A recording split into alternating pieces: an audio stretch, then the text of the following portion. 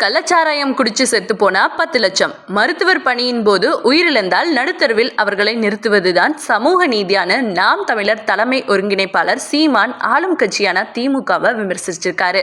இது தொடர்பா சீமான் உயிர் காக்கும் உயர்ந்த சேவையாற்றும் அரசு மருத்துவர்களின் ஊதிய உயர்வு கோரிக்கைகளை தொடர்ந்து புறக்கணித்து அவர்களை போராடும் நிலைக்கு தள்ளியுள்ள திமுக அரசு குறைந்தபட்சம் கொரோனா தொற்று பணியின் போது உயிரிழந்த அரசு மருத்துவர்களின் குடும்பத்திற்கு வாழ்வாதார உதவியை கூட செய்ய மறுப்பது வன்மையான கண்டனத்துக்கு உரியது. மற்ற மாநிலங்களை விட தமிழ்நாட்டில் நோய் தொற்று பரவல் விரைந்து கட்டுக்குள் வர அரசு மருத்துவர்களின் அர்ப்பணிப்பு மிக்க கடின உழைப்பே முதன்மையான காரணமாகும்.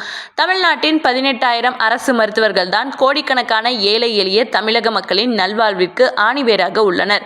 ஆடம்பர திட்டங்களுக்காக பல்லாயிரம் கோடிகளை செலவழிக்கும் திமுக அரசு 12 ஆண்டுகளுக்கும் மேலாக அரசு மருத்துவர்கள் வீதியில் இறங்கி போராடியும் அவர்களது அடிப்படை உரிமைகளை கூட இன்று வரை நிறைவேற்றாமல் அலட்சியம் செய்வது கொடுங்கோன்மையாகும்னு சொல்லி மருத்துவர்கள் கோரிக்கையை உடனே நிறைவேற்றணும்னு வலியுறுத்தியிருக்காரு.